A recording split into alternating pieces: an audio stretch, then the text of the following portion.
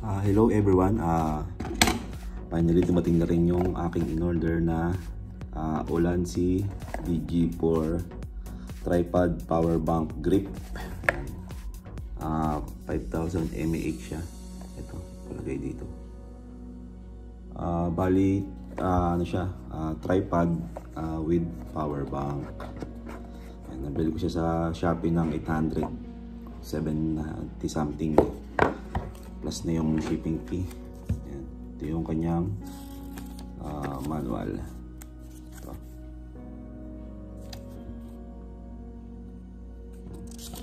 Ayan yung specs sa loob. So ito na yung unit.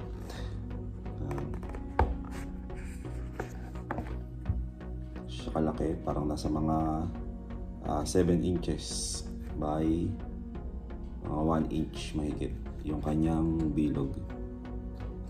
So meron siya ritong screw na pwede mong lagyan ng pang phone at pwede rin pang retina, pang camera. Bali ito rin yung specs niya. May palagay din dito. So ito yung kanyang tripod. Ayan. Pwede mo siya tayo.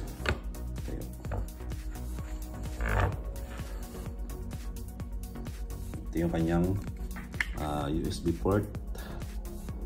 Ito yung kanyang Type-C port para sa charging. Alam ko pwede rin siyang gamitin pang charge pag kung Type-C to Type-C.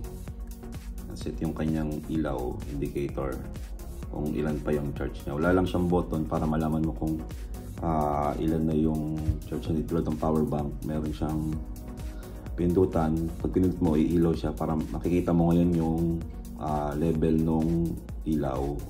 Malalaman mo kung ilan na yung battery na laman niya pa. Input niya is 5 volts by 2.0 ampere. Ang output niya ay 5 volts by at ang output niya ay 2.4 ampere. Rated frequency is 50 over 60 Hz. 5000 mAh. Bumili ako nito para kasi yung GoPro ko medyo lowbat na yung battery, bloated na siya, kaya bumili ako ng ganitong power bank. Mas maganda kasi yung ganito dahil saksak mo lang siya ng rekta. Mamaya i-try natin isaksak yung GoPro kung anong magiging ano niya, kalalabasan. Yun nga lang, hindi mo siya pwedeng gamitin sa dagat or sa swimming pool kasi nga tanggalin mo yung takip sa gilid ng GoPro para masaksak mo yung cable. Umorder ako ng cable na maiksi. Yan, yung ganito. Type-C. Pero wala pa kasi galing China, hindi pa dumarating. Type-C na siya. Yun nga lang, advance ito, medyo matagal yung buhay niya. Kasi nakita ko sa YouTube may nag-stress test itong ganito na with GoPro Hero 9. Tinry niya ng walang battery. Umabot din ng 3 hours and 40 minutes yung recording bago siya nalobat. Pwede na din kasi yung battery na ordinary na battery ng GoPro inaabot lang minsan ng 1 hour to 40 minutes, depende sa resolution. Kaya parang katumbas niya ay halos 4 na battery na rin yung katumbas niya sa original GoPro. Di ba? Malaking yan na rin yung tipid na din. Kasi ito, kasama pa na yung iPad niya. Ngayon, kailangan natin ng adapter dito. Kunin ko lang. Ito yung kanyang adapter. Galing din sa GoPro itong binili ko. Ayan, tapos lalagay nyo lang siya dito.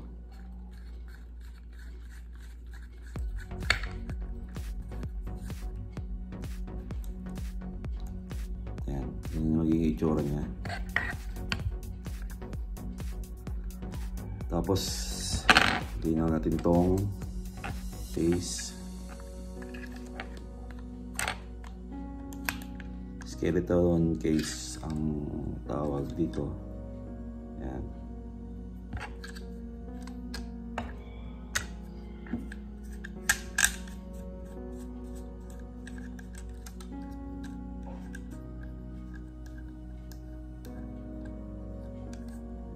Ayan, kung makikita nyo, ito yung butas. Dito dadaan yung kable ng GoPro, papasok ng kable ng Type-C, papasok doon sa mismong charging port ng GoPro. Tapos ito yung side nung ano niya, yung charging port. Kaya sakto dito malalagay pag ganun. Ayan.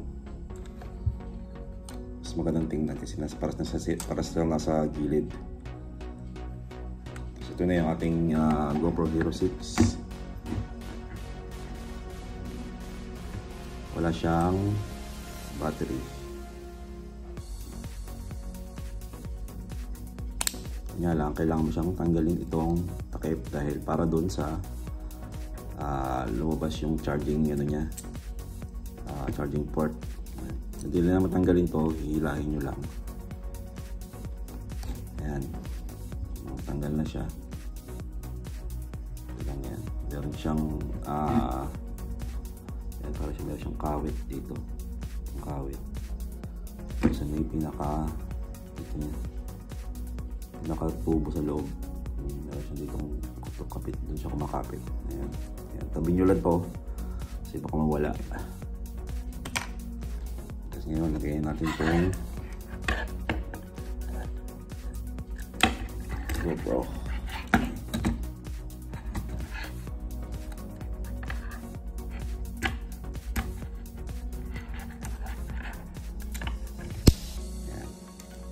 Diba? Ganda tingnan. May tripod dyan na, tapos may power bank ka pa. Subukan natin ilagay na ngayon yung kable. Pagsamantala ito muna ang gamitin ko para lang ma-test natin.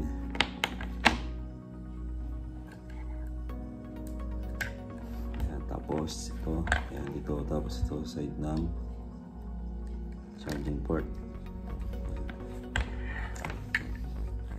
Ayan, subukan natin buksan. Ayan, nakita nyo umilaw na siya. Ayan, sabihin full charge siya. 4 LEDs. Ayan.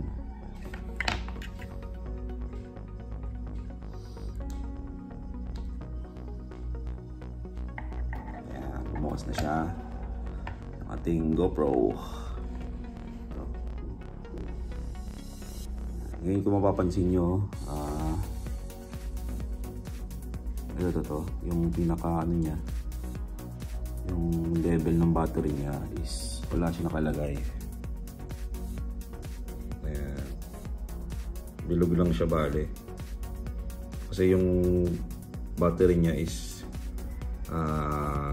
external source, hindi siya galing sa battery mismo na nasa loob ng GoPro. Maganda siya pang ano sa mga vlogger or vlogging, mas okay to. Kasi di ba mas lagi mong hawak yung camera kaysa dun sa mga motovlogger na nakakabit sa ano yung camera nila, nakakabit sa helmet. Pwede mo naman gamitin dito as vlogging kung motovlogger ka din. Alisin mo lang siya tapos kabit mo dito sa tripod na to. Yun nga lang, medyo hassle siya kasi tatanggalin, alisin mo pa siya. Tulad nito, yan, nakarekta na. Mas maganda siya kung mas maiksi yung Type-C cable mo. Yung nabili ko parang ganito lang siya kaiksi. Ayan, ganyan lang kaiksi. Ganyan kaiksi lang. Kaya mas magandang tingnan. Ayan.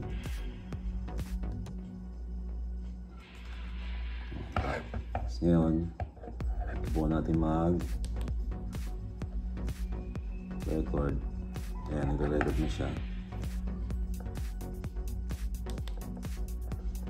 Ayan.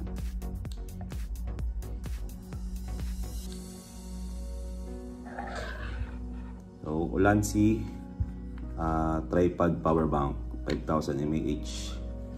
Check nyo na lang siya Shopee para makita nyo yung baka may makuha kayong voucher, makatipid kayo, di ba? Okay, thank you and thank you for watching. Bye.